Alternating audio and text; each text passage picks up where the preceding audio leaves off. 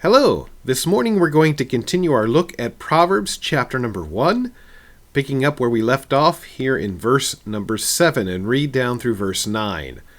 Proverbs chapter 1 verse 7 reads, "The fear of the Lord is the beginning of knowledge, but fools despise wisdom and instruction. My son, hear the instruction of thy father, and forsake not the law of thy mother, for they shall be an ornament of grace unto thy head, and chains about thy neck." As we were looking at Proverbs last time, I just want to remind us, Proverbs was written by Solomon, King Solomon, the man to whom God had given more wisdom than anyone who had lived previously, or anyone that would live after him, Jesus Christ, of course, being accepted, as he is the Son of God and God in the flesh.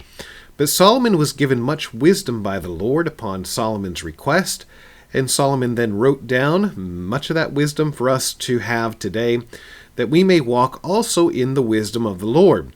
So the book of Proverbs is Solomon giving out his wisdom to his son, but also to us, so that we can learn God's wisdom. And again, just a reminder, we looked at three words: wisdom, knowledge, and understanding. Knowledge being the what of life. Knowledge tells us what things are. Wisdom tells us how, that is, how to take the knowledge that we have and use it that in a way that is both beneficial but also God-honoring. And that's the key. Wisdom is using knowledge in a God-honoring way. It is not just knowing things and then doing things, but using them to benefit ourselves as we follow the Lord as God would have us do. And then understanding is the why. Understanding is why things are done. Understanding is so important. We may have a knowledge, that is, we may know what to do. We may have wisdom, that is, we may know how to do things in a God-honoring way. But sometimes we lack the understanding of knowing why we're doing something. And that lack of understanding could lead us then to forsake what it is we do because, well, why are we doing it? Or the next generation will come along and ask why we're doing it. We don't know why we're doing it. And they cast off God-honoring knowledge and God-honoring wisdom because of a lack of understanding. So those three are very, very important. But this morning, I'd like us to pick up back where we were, Proverbs chapter 1, because it tells us how to put our knowledge in its proper perspective. Proverbs 1, verse 7, the beginning part reads, "The fear of the Lord is the beginning of knowledge." Now, that's very important. What Solomon is telling us here is that knowledge, in order for us to be able to have the proper knowledge, has to be subject to the fear of the Lord. It must be put into that proper perspective of God and who God is. When we cast aside God and leave God out of our knowledge seeking, or leave God out of the equation of what we know altogether, it leads us down the wrong path. It leads us to a place of sorrow. It leads us to a place of grief. And eventually, if we never come to God, never come to Christ, it leads us to hell.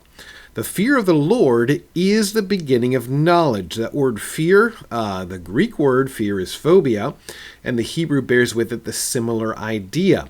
And what the phobia is often thought of as something that is irrational, but in reality a phobia is simply a true understanding of the power that something has. God has all power, God has all authority. God can and do whatever it is that he pleases. And so our knowledge must be kept in the perspective of who God is and what it is that God can do. I think one of the best examples I can think of this in application is modern day science. If you were to look back and look at science historically, especially in our country, you will find that a lot of scientists had a great fear of God and had a great reverence and respect for the Lord. And they sought to understand the world within the framework of their understanding of God as God has revealed himself in his word. And some of the great developments and great things that man was able to understand and achieve were because of his direct understanding of who God is. But as science has moved farther and farther away from keeping knowledge within the fear of the Lord, it has a great disregard for God now, and many of those who would call themselves scientists or claim to be scientists, or even are scientists, have a great disdain for Christianity and for God and for the things of the Lord, because they have left off keeping their knowledge within the fear of God. And so their perspective is different. Someone who studies the world through the perspective of the fear of the Lord will come to a different conclusion than someone who does not. And it's the same with other things in life. If we were to take things like relationships or take work or just take our day-to-day things that we do, if we keep our knowledge subject to the fear of God, it will change the way we do things, how we see things, and then how we act. And so that's what Solomon is trying to remind us here, that knowledge, in order to be used right, must be kept in the proper perspective, which is putting God in front of our knowledge. He then goes on to say in the second part of verse 7, "But fools despise wisdom and instruction." Now again, let's bring wisdom back to what it is wisdom is. Wisdom is using knowledge in a way that is God-honoring. Okay? It is not just using knowledge. Is using knowledge in a way that honors God or seeks to follow what God would have us to do. So what he's saying there is when we do that, when we leave off that, when we despise that idea of wisdom and what wisdom is, we're a fool. Those aren't my words. Those are God's words coming from God's Bible, from God's Word. God is telling us that if we disregard Him in what it is we choose to do in life and how we apply our knowledge, we are being very foolish. We are headed down a path that is going to end up in our own destruction. And we'll see that as we go along here in Proverbs. But he goes on a little bit further. He says, fools don't just despise wisdom, and we'll see what that means here in a later study, because he gets very, very specific about what that means. They also despise instruction. Instruction is that which is given to us by somebody else. Instruction is when somebody comes along and tries to help us or give to us truth or guidance in this life. And so what he's saying is very foolish to disregard instruction given by others as well. The fool thinks he can do it all his own, doesn't need anybody else's help, doesn't need anybody else's directive, but will learn from his own experience and only his own experience. But the danger in that is that some mistakes in life are fatal. Some things that we get wrong in life are destructive, and there is no coming back from those.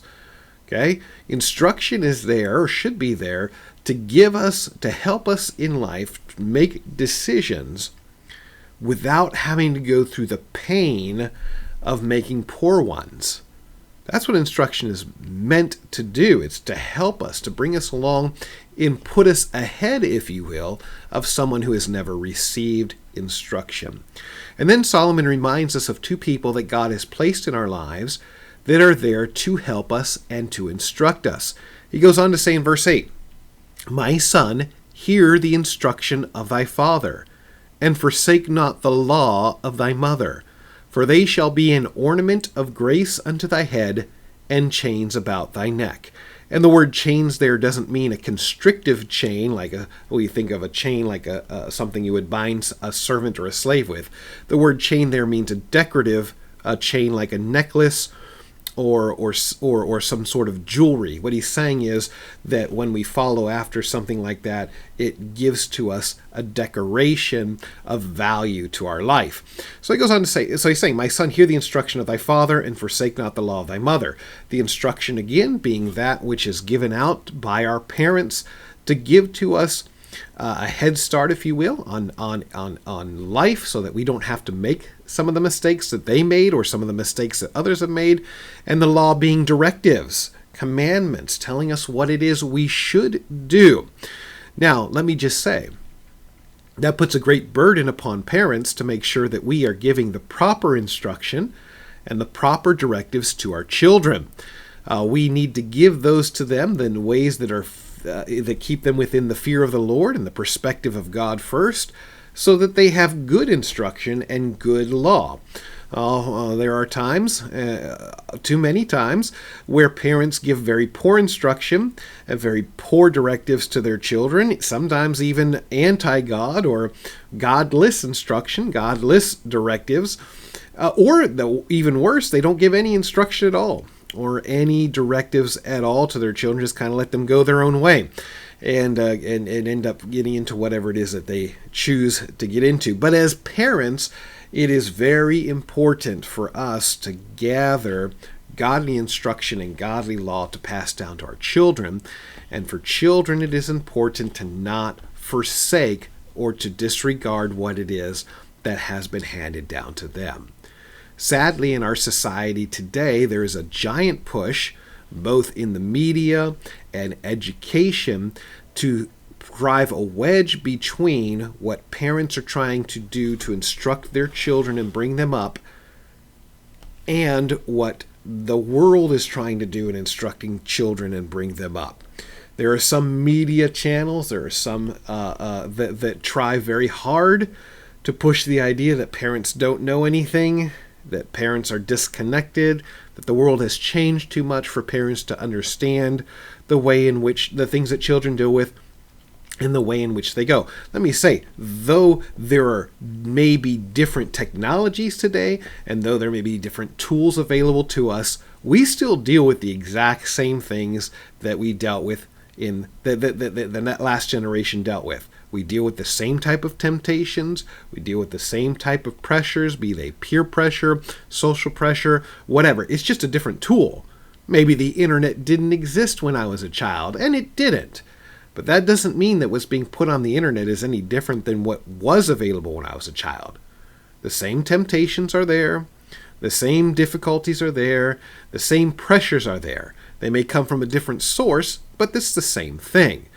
And as children, it is very important for us to not have that attitude that the previous generation has no idea what's going on because maybe they're not as tech savvy as we are. Tech savvy or not, the previous generation has a lot of instruction they can give us, a lot of wisdom they can give us, a lot of knowledge they can give us, and we would be very foolish to disregard the instruction and directives of those who brought us up.